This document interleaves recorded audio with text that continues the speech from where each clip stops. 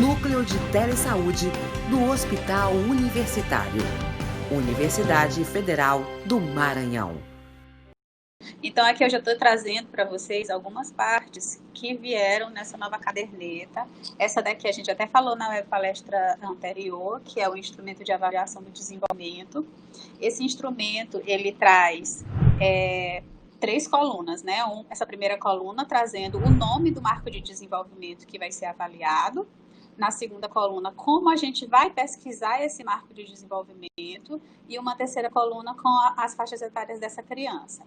E ele é divididinho por cor. Geralmente, são 4 marcos de desenvolvimento para cada idade da criança que a gente vai avaliar. Por exemplo, uma criança de 2 meses, eu vou avaliar esses 4 marcos de desenvolvimento aqui que estão coloridos em cor de rosa.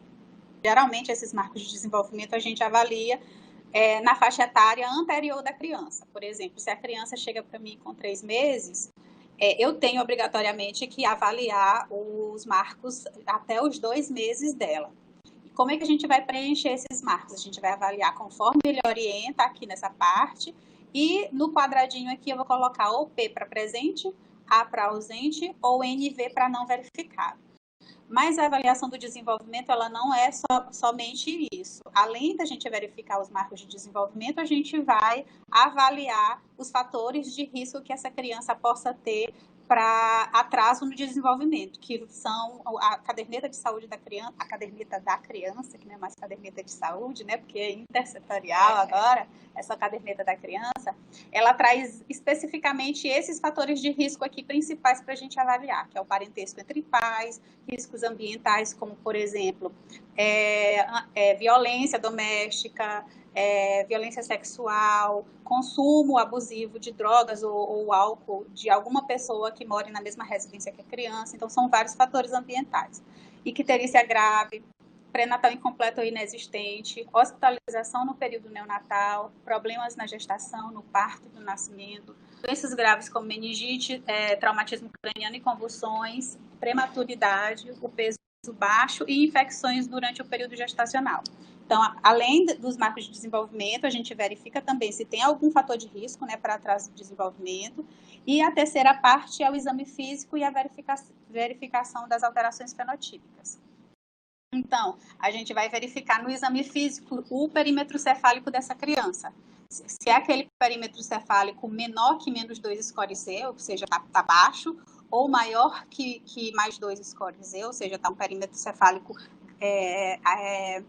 elevado para a idade daquela criança, e as alterações fenotípicas, né, que são fenda palpebral, lábio leporino, fenda palatina, etc. Então, com esses 3 dados, exame físico com as alterações fenotípicas, a verificação se a criança tem algum fator de risco para atraso de desenvolvimento, e os marcos de desenvolvimento que a gente avaliou no gráfico, aí a gente vai poder fazer a classificação dessa criança. Essa classificação, ele traz um gráfico muito parecido com o do IDP. Eu fiz esse mesmo curso que a Ananda fez, que é oferecido pela OPAS, para a gente ser facilitadora da estratégia IDP, e ele traz gráficos bem parecidos com esse daqui. Na verdade, tem até esse mesmo gráfico na estratégia. Então, a gente classifica a criança em provável atraso no desenvolvimento, alerta para o desenvolvimento, desenvolvimento adequado com fator de risco e o desenvolvimento normal. E aí, conforme a classificação que foi dada para essa criança, tem a conduta que deve ser colocada para essa criança. Então, por exemplo, uma criança com provável atraso de desenvolvimento, a gente vai referir o caso para ser avaliado, né, numa instância mais especializada, a avaliação neuropsicomotora. Então, aqui foi avaliado perímetro cefálico, alterações fenotípicas e também os marcos de desenvolvimento. Aqui está a página, uma das páginas de consulta. A Ananda mostrou aquele círculo, né, mostrando todas as idades que a nova caderneta traz, uma consulta já bem sistematizada para a criança. Então, essa daqui é a consulta do 4º mês de vida. Quando a criança está no 4º mês, ela vai chegar, a gente vai colocar a data que está sendo realizada a consulta. As medidas antropométricas da criança vão ser registradas logo aqui no início, ao item número 1. Vai ser avaliado o aleitamento materno, né, a alimentação da criança. A gente já pesquisa aqui se esse aleitamento está sendo exclusivo, materno com leite artificial ou só leite artificial. E aí, no caso, a gente tem que colocar qual é o leite artificial que essa criança está fazendo uso. E tem outras, né? A gente vai fazer avaliação, exame ocular, sinais de alerta, verificações importantes, como, por exemplo, imunização.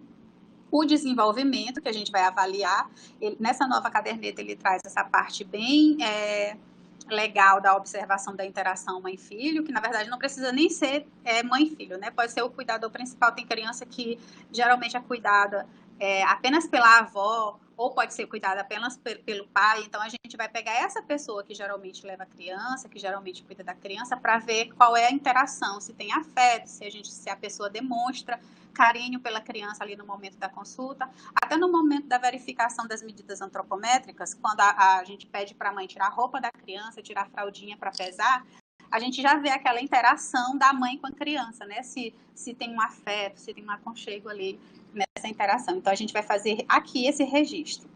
Vai avaliar os marcos de desenvolvimento, ele já descreve aqui, né, em que página tá os marcos de desenvolvimento para essa idade, e classificar ela, adequado para a idade, alerta para o desenvolvimento, provável atraso. Aí tem um espaçozinho para observações.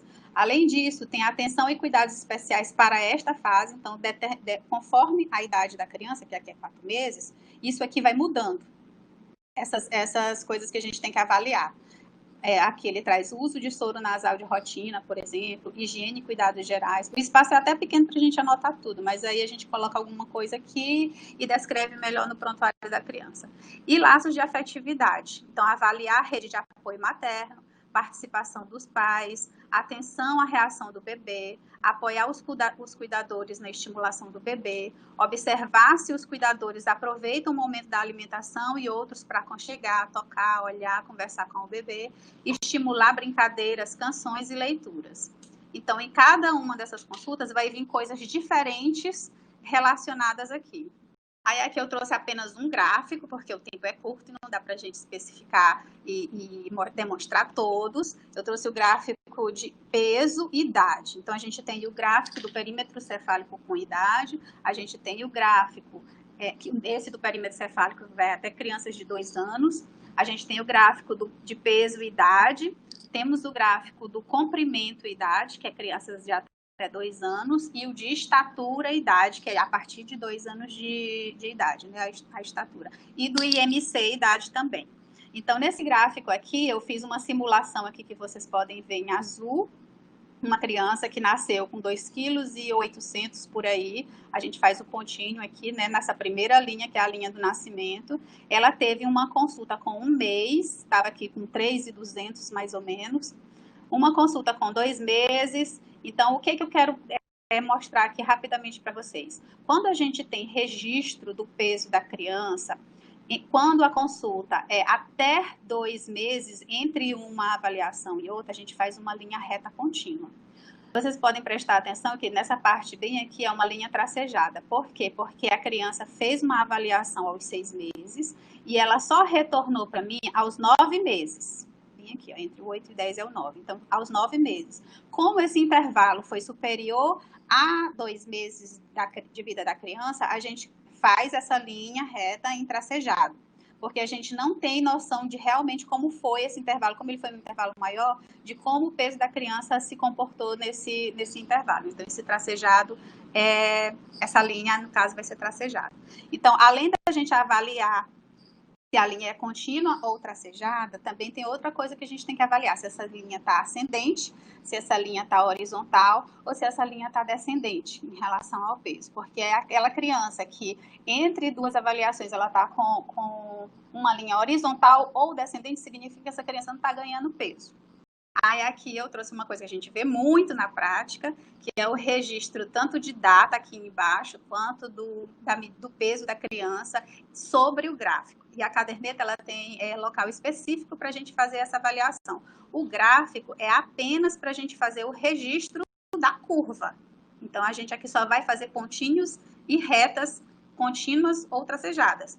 Aqui em cima a gente não coloca nem data e nem o peso da criança. A gente vai colocar isso lá naquela parte gente vê aqui na consulta, vai colocar aqui na consulta. Nas versões anteriores da caderneta, tem um gráfico, uma tabela, na verdade, específica para fazer esses registros aqui, que é a folha de registro das medidas antropométricas, onde a gente vai colocar a data da consulta, vai colocar a idade da criança e o valor de cada medida, do peso, da estatura, do IMC. Então, não colocar sobre o gráfico.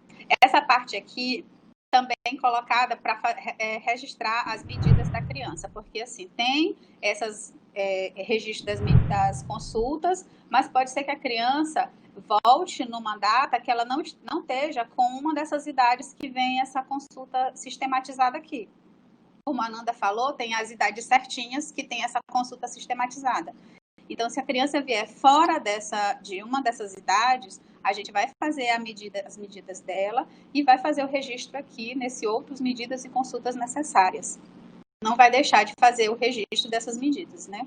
Tem a parte também das suplementações, suplementação de vitamina A, que deve ser feito geralmente é feito na sala de vacina ou no próprio consultório. A megadose de vitamina A, que inicia a partir dos 6 meses de vida da criança e é feita em menores de 5 anos, né, 4 anos, 12 meses, 29 dias.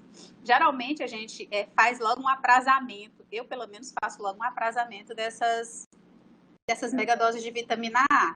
Então aqui ele traz 9 partes aqui, eu coloco logo a lápis aqui, 6 meses, 1 ano, 1 ano e meio, 2 anos, 2 anos e meio, 3 anos, 3 anos e meio, 4 anos, 4 anos e meio, que é para eu garantir que antes dessa criança completar 5 anos, ela tenha feito essas 9 megadoses de vitamina A. Aqui abaixo é a parte de registro da suplementação de ferro, né? E aqui abaixo tem uma novidade que, se eu não me engano, não tinha não tinha na anterior, que é a administração de anticorpo mononuclear humanizado, que no caso é a palivizumab. Essa daqui é o odontograma, né, de primeira e segunda edições, que veio mais bonitinho também. E a última parte, que é o registro das vacinas. E uma coisa muito importante aqui no registro das vacinas é que a gente não deve esquecer de colocar o nome da criança aqui, porque geralmente a gente coloca o nome da criança lá no início, na identificação, nas primeiras páginas da caderneta, e esquece de colocar aqui. E isso é um documento. Por exemplo, quando a escola pede o registro das imunizações da criança, eles vão pedir uma cópia dessa página aqui. Se não tiver o nome da criança aqui, pode ser de qualquer outra criança. Então, tem que ter o nome da criança registrado aqui, a data de nascimento da criança e aqui o registro das vacinas, que tem que estar com data, com lote, o laboratório que produziu a vacina, a unidade que administrou essa vacina e a assinatura de quem administrou e o carimbo da unidade. Então é isso, gente. Muito obrigada.